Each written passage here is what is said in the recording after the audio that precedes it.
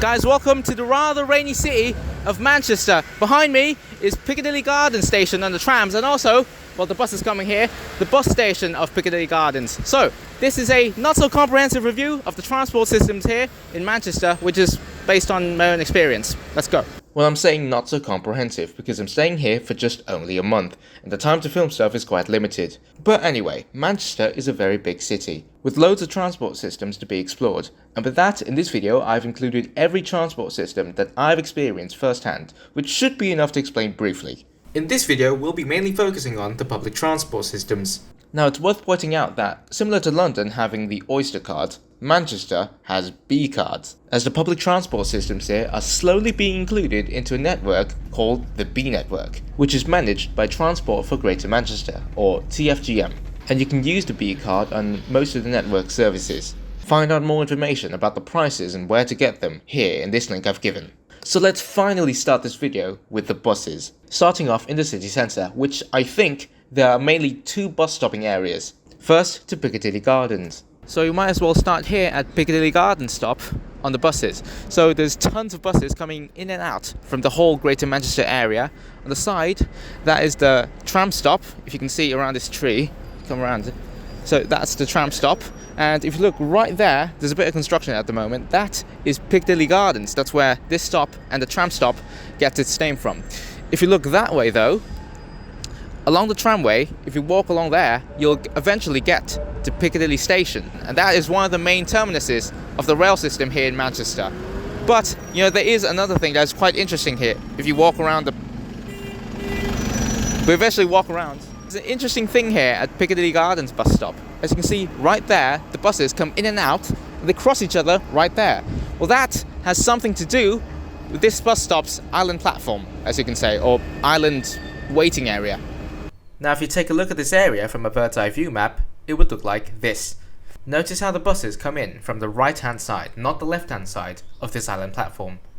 Now, they could have gone with this design where the buses come in from the left and go out from the right, but the buses will not make it around this turn, as buses have a very big turning circle. And that's why in the end we get this design, I guess. I don't know, that whole statement was just me guessing.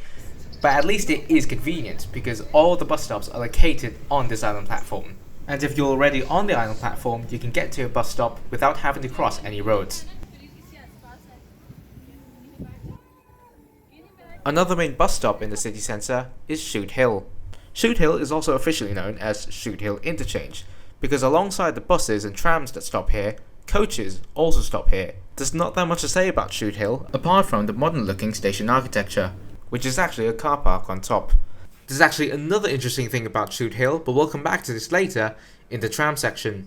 Those two bus stops are located in the city centre. There's also other bus hubs located outside of the city centre, in the outskirts of the city, like the Trafford Centre, the Salford Centre, and a bunch more.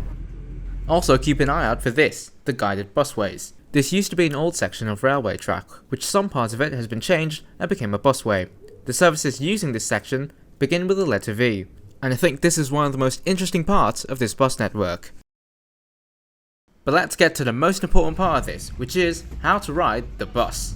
Now, it's pretty easy to get around here in Manchester by bus, given the fact that all of the buses have a fixed single fare of just £2. You can of course pay this by using the B card, or using a contactless card, or just simple plain old cash. How to get on one is pretty easy as well. So firstly, you have to make your way to the bus stop. You could also find information about the services that pass through the bus stop, as well as a vicinity map posted at every bus stop, which is quite handy. Once you're sure about your bus route, you then wait for your bus to come. Once your bus is coming, you then have to wave out to the bus driver to let them stop here. Once the bus stops, you then go on the bus, then pay. You then scan your card here or pay directly to the bus driver, and then you can enjoy your ride. Once it's about to get to your bus stop, remember to press this red stop button. A bell will chime. The bus will then stop, say thanks to the bus driver, Cheers. and that's it. You've now completed your bus journey. You could then now go out and explore Manchester by using the bus systems, as the bus systems here are very comprehensive. The buses are actually the lowest in the hierarchy of transport systems. The next level up the hierarchy is the tram systems.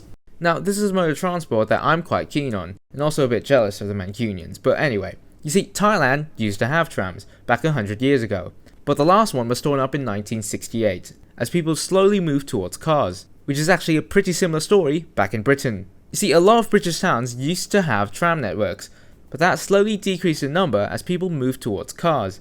But then back around the 80s and 90s or 2000s, people started liking trams again. This one in particular, in Manchester, started in 1992. The tram network here is called the Metrolink. But unlike old style trams with the trams running only on city streets, this one's a bit of a mixture.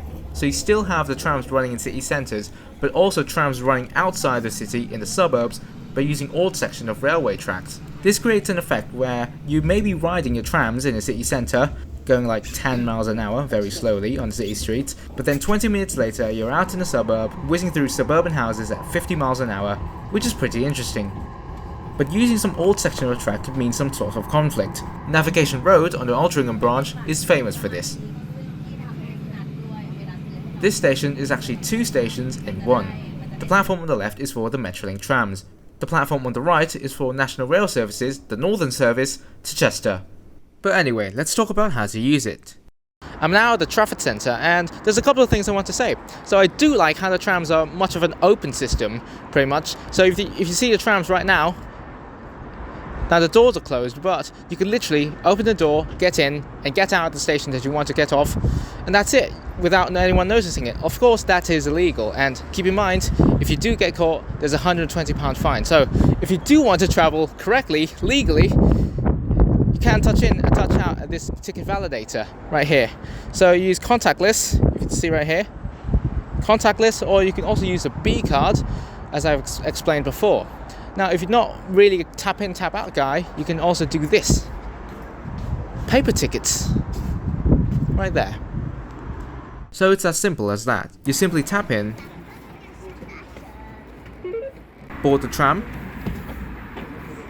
The next stop will be Etihad Campus. get off, touch out, and that's it. Pretty easy. Alright. Okay, so that was an epic fail. Just forget about it. It's also worth pointing out that the ticketing system here uses a zoning system similar to the one used in London. So the system is broken up into zones. The more zones you travel through, and also how closer it gets to Zone 1 or the city centre, the more expensive the ticket will be.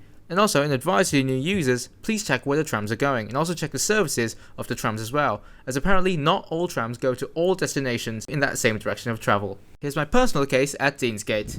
We're at Deansgate Castlefield Station. On that side, that's a train going westbound, and that's going to Media City UK, and I'm wanting to go to the Trafford Centre. And apparently, the last time I came here, I waited on this platform for 10 minutes, and apparently saw that sign right there saying going to the Trafford Centre. So please beware of the trains where you're going to, as apparently the trains don't go directly from the city centre to the Trafford Centre. So it departs from that platform. Let's go.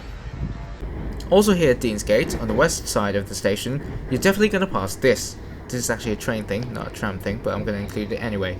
You're going to see this park, which is elevated on the same level as the tram. This is known as the Castlefield Viaduct. This used to carry trains going into the now disused Manchester Central Station, which closed in 1969, which today has been repurposed as a convention centre. So we have this one right here, used to end at Manchester Central Station, which is now an exhibition hall. And this viaduct is changed into a parkway. I think that one is still the National Rail, but this one has been converted to trams only. It's only this small section which has been renovated and became a park. The viaduct actually continues further. So when you're on the tram, you would see this empty bit of land right next to you every time you go past. There's actually loads more interesting things you can see in the Metrolink, but I'm not bothered to find all of them because I've only got a month here, as I said. But someone else on YouTube has made a video on this, so here's the link. My favourite one of all of those though, is this one. Back at Piccadilly Gardens, on the north side of the bus stop, you're going to see this dot matrix indicator. This shows the next departure to Altrincham from both the Market Street station and Piccadilly Garden station, as the trams could go to Altrincham from both stations. So this dot matrix indicator is here to help you decide where to get the fastest tram to get there, which is very practical. But to my concern, not that much people use it. Or maybe I'm wrong. If you're a daily user of this, please tell me in the comment section. Another one of my favourites is back at Shoot Hill. You see, Shoot Hill tram stop is right next to Shoot Hill interchange, which you would expect a lot of people to come and use it, to which they do. But turns out that Shoot Hill is actually the least used station in the Zone 1 area, which is even more bizarre if you consider the fact that Shoot Hill is just one stop away from Manchester Victoria Station, one of the two main train stations here in Manchester. Which brings us on to the next mode of transport higher up in the transport hierarchy, which is the train systems.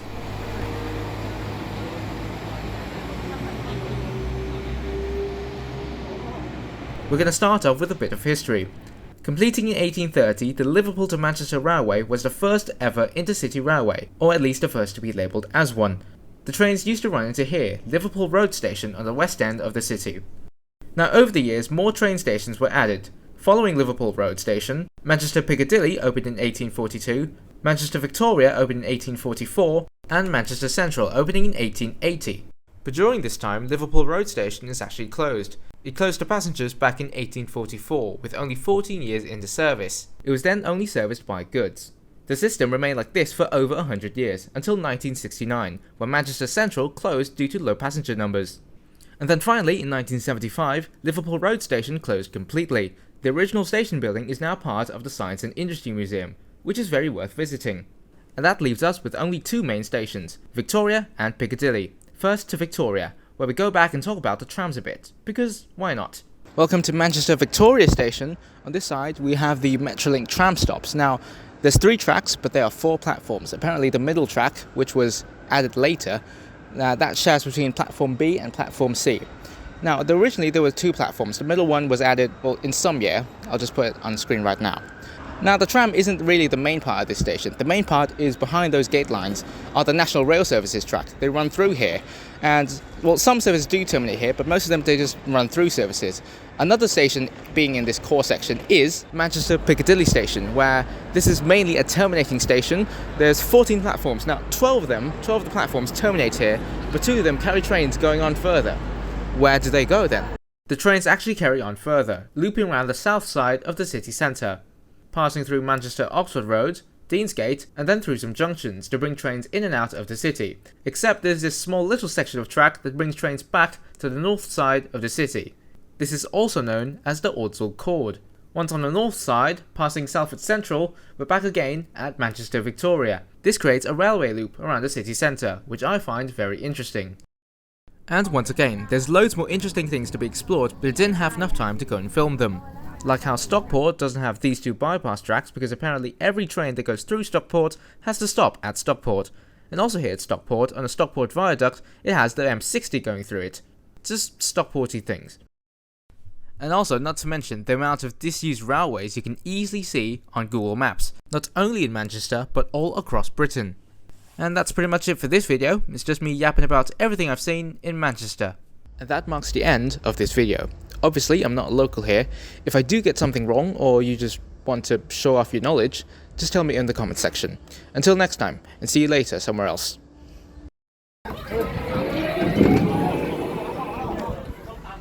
Apparently this is a diesel multiple unit.